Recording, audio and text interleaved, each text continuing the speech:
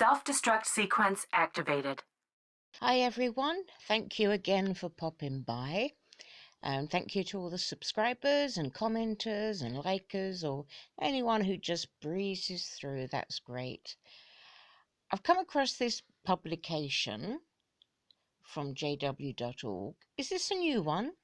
Lessons you can learn from the Bible. I'm sure they'll all be happy, jolly lessons, of course. A letter from the governing body. Let's have a look. How can this be used?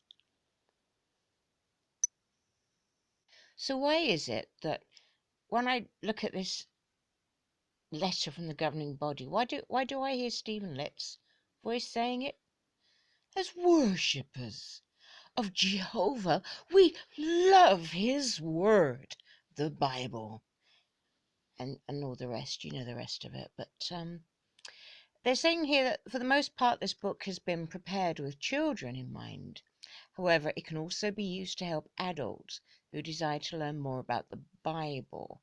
So I'm guessing that's a lot of dumbing down, but if it's not in someone's own first language, perhaps it might be okay, but I don't know. And since the Bible is a book for everyone, no doubt all of us will benefit from reviewing its lessons, which can help us to be truly happy. Wish you could see my face. Whoa. It's just really overworked. I'm punching my fist there. This has got to be a Stephen Lett readout, isn't it? So, human family from creation onwards again. Again. Clear, simple manner, well, yeah. And as far as possible, in the order in which they occurred. This book, however, does more than merely relate Bible accounts. Both the text and the artwork have been prepared in a way that brings subliminal I went somewhere else there. That brings the Bible accounts to life and captures the feelings of those depicted. Yeah, but we know. Gonna have to have a look at them drawings now. With all the subliminal images in the drawings, like I never see the willy ones. You know, you've got ones with willies everywhere. Well, I never see them, but I see the demon ones. So what does that say about me? I don't know. Whatever, it's not very nice. The pictures, that is. If you are a parent, you might read a lesson with your child and discuss the related artwork. We've just been doing that, kiddo. Then the two of you could read the Bible passages that the lesson is based on. I can't keep that up. Help your child to connect to what he or she reads in the Bible with a lesson in the book. Similar approach may be effective when helping an adult to get an overview of the Bible's messages. I hope this is so. This has got to be a Stephen Lett, isn't it? It is our hope that this publication will help all right-hearted ones, that young ones. That's just gone mega everywhere. Now, poor guy, young and old, to learn from God's word and to apply its lessons in their life. As a result, they too can worship him as members of his beloved family. Yeah, those beloved family get kicked into the streets. Oh, yep. So, can't wait to be a member of that family. So, what is therein? And here we are at the first illustration. So I was thinking, like, where's the pandas, man? Where's the pandas and things? But there is like a, over here, there is a, that looks like a wildcat thing. Or is it just a really big ginger tom? But I think that's supposed to be like a wildcat thing. I was quite amazed that they had a guy with receding hair, because you never get guys with receding hairs in hairlines in the pictures. I mean, they should have equal opportunities. Now, what is interesting is all the butterflies. Butterflies are popular. What's wrong with that, you may say? Now, Eric, Son of Thunder, did a video about the imagery of butterflies. It's part of the Monarch programming for anyone who's into that. So he found it. There's a lot of butterflies in the Caleb and Sophia videos, and you can even last month I was showing you these crazy JW gifts you could buy. There are Sophia pencils or pens with butterflies on the top.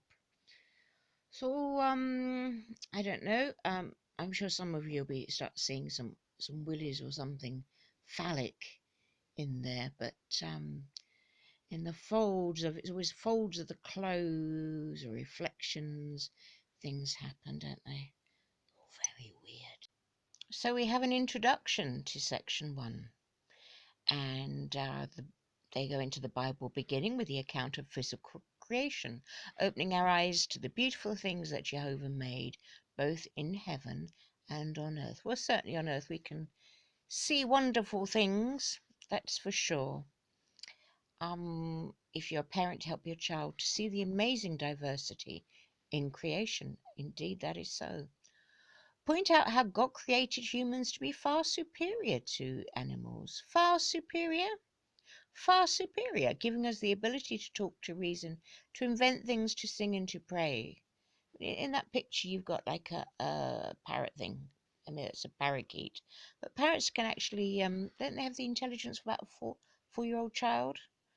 Animals teach us all the time. They really do. I find animals teach me a lot, things that I need to know. I don't regard myself as far superior to animals. I may have some extra bits and bobs like an opposable fingers and thumb, but that's very strange, but arrogant, isn't it? Um, Build appreciation for Jehovah's power and wisdom, and especially his love for all his creation, including each one of us. That sounds great, doesn't it? But we know it's a very, very conditional love that they go into. Key lessons. Jehovah and his son made the earth to be our home. Jehovah made the family arrangement by creating man and woman and giving them the ability to have children.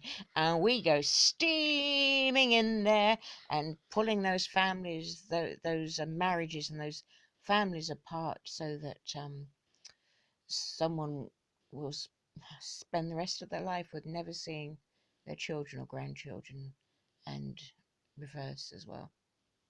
It is Jehovah's purpose that humans live forever in peace and harmony. Well, we like the sound of that, but that's not happening again while you're shunning and throwing people out. So don't flip and lie to us, guys. You're just lying. So this is lesson 1. I had to play you their recorded narration. It's not coming out very loud on my phone, so I hope it's going to work for you. Now, bear in mind, they said that, okay, this book can be for children and for adults as well, but really, I mean, past the age of 3, I can't imagine anyone being able to tolerate. Now, these illustrations, it looks like a different illustrator to previous ones. So maybe there won't be so many willies and things. Who knows? I'm sure you'll be on the case, but have a listen. Oh boy. And earth. Oh. Jehovah God is our creator. He made everything, both the things we can see. Sorry. It's like, what is this rhythm and cadence that J-dubs get into? I mean, this is Stephen Let-itis. Maybe it's infectious. Maybe if you're in so many mile radius of Stephen Let, you start talking like him. The things we cannot see. No. Before he made the things we can see, he made many many angels. angels. You know it's coming. Do you know what angels are? Angels Angels are persons. persons that Jehovah made who were like himself. They're We not cannot see persons. them, just as we cannot see God. What? The first angel Oh Jehovah God, we got made to get became his helper. That angel helped when Jehovah made the stars, the planets, and all other things. One of those planets, the Earth, is our beautiful home. Isn't that weird? The first angel, and apparently angels are persons. Who knew? I should be such a person. I mean, it'd be great, wouldn't it? Flying about like that. So this angel is talking about Jesus. Did you see Jesus' name mentioned or anything else? Or all the other ways that the names he's referred to? This is so weird. Hang on, carry on. Then Jehovah got the earth ready for animals and humans to live on. He made the sun's light shine on the earth. He made mountains, oceans, and rivers. What happened next? Jehovah said, I am going to make grass and plants and trees. Many different kinds of fruits, vegetables, and flowers began to grow. Then Jehovah made all the animals, animals that fly, swim, crawl, and creep. He made small ones. Well, you got it right there. He certainly made some creeps. Actually, I do like this guy's voice. I like his accent and timbre, but it's a shame it's had to be molded into the Watchtower mode. Such as rabbits, and large ones, such as elephants. What is your favorite animal? Then Jehovah said to the first angel, let us make man. First angel, for Humans would goodness be sake. different from animals. Uh-huh. They could invent things. They could speak, laugh, and pray. They would look after the earth and the animals. Do you know who the first man was? Let us see. In the beginning, God created the heavens and the earth. Genesis 1:1. Questions. Blimey. Who is Jehovah God? What did Jehovah make? Wow, this is like... Genesis 1:1 to 26. I got a bit carried away then, pressed the wrong thing. Like, this is this is spiraling back more and more basic, isn't it? Is this just me? Or is this really, I mean, the dumbing down has gone crazy now. So now we're on to the next lesson. God made Adam and Eve. And these are always fun because there's always sort of this strategically placed foliage to hide bits and bobs, and but it's unusual in this case because Eve is actually clutching a baby, or not baby lion, a lion cub would be better to say. So that's a bit of a new one. I always do like Adam and Eve pictures as well because Eve's hair is always styled in style of the whenever the painter is doing it or the illustrator is doing it. So that's always fun. Can you see the giraffe in the middle there? The back. What's that giraffe standing on? It's just kind of floating there in the wrong thing, and the perspective's a bit weird on that. And here we have the chapter, God made the first man and woman. And he planted a garden in a place called Eden, flowers, trees, animals. He made Adam out of dust, blew into his nostrils. The man became a living person. Is that like the angel people that you were talking about? Because they're persons, apparently, as well. Jehovah put Adam in charge of the garden, and God told him to give names to all the animals. Now, this is something I've been wanting to ask everyone for a while. Because there was a Watchtower excuse going around. It seems to be when 1975, when it didn't happen. They said that they realized it didn't happen because we were in the time of Adam naming the animals. I think I've only ever seen that mentioned once in a video, and I can't find anything online. So I'd love for anyone else to know. But that really was the story going around. And it was happening. That was being said in Bethel. So he's busy naming the animals, you know. Oh, you're a worm, that sort of stuff. But they had this rule, as we know, about the the tree. And then, of course, Eve popped by and said hello. Have children fill the earth. Or they said, oh, don't make us do that. He says, do it. And they went, oh, no. And he went, now you'll enjoy it. Believe me, you'll enjoy it. And they did, and lo, they were fruitful. All things didn't work out. So, but I mean, look how short these little sections are. This is strange. He really has gone down and look at the questions. What work did Jehovah give to Adam? What would happen to Adam and Eve if they ate from the tree that God said they should not eat from? So after a very brief section 1, we're already on to section 2. So a very comprehensive illustration there of the animals going into the ark. So we're going to get those early Bible stories, key lessons. They're telling us we should be peaceable, not violent like the devil and his followers. Dear, dear. If we listen to God and obey him as Noah did, we can live forever in happiness.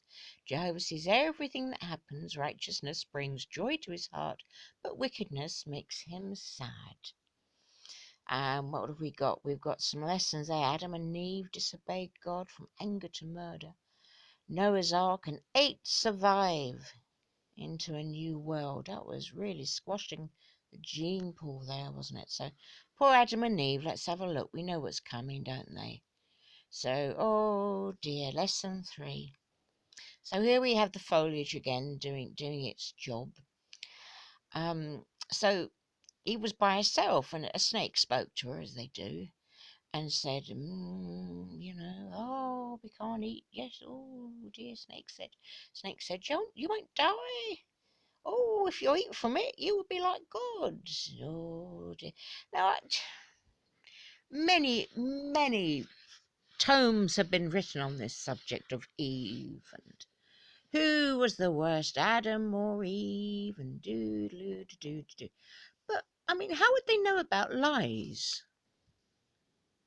Like, I know that lies exist, and I'm still rubbish at spotting them. Okay, I've had to train myself to understand that lies, A, that they can happen, and that people will lie like that. That's like, to me, in my brain, that's like, what?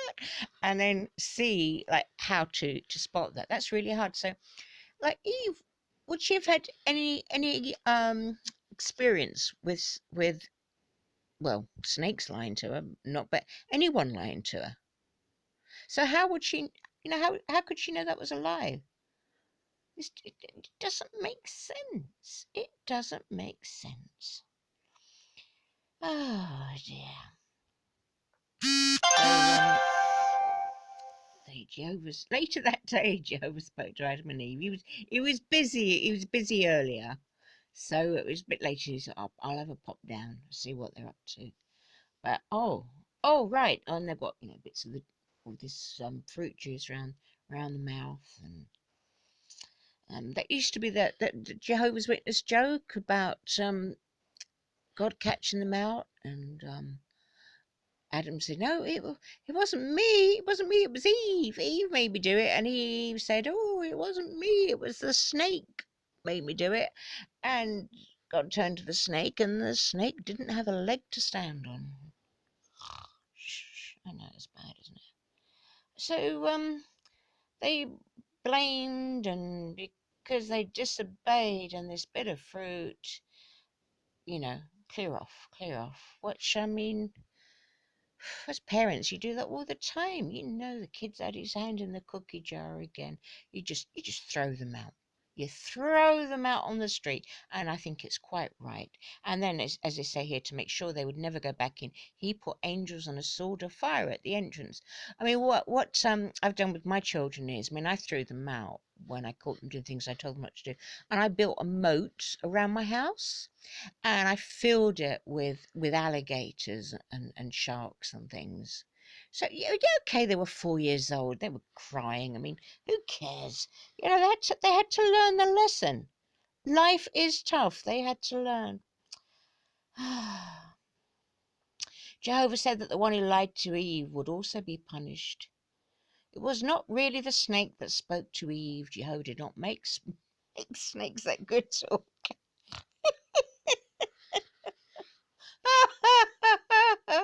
It's just the way they put this. It's like, oh, could you make the sentences any shorter, please? Because I'm struggling.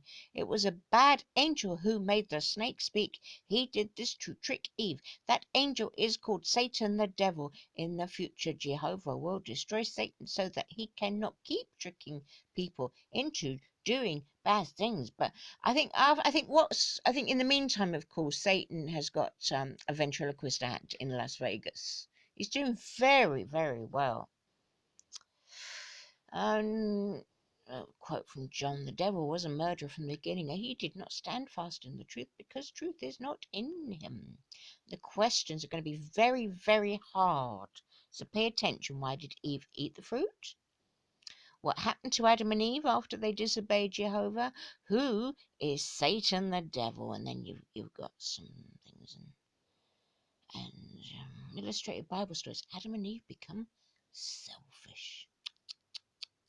Well, let that be a lesson to you.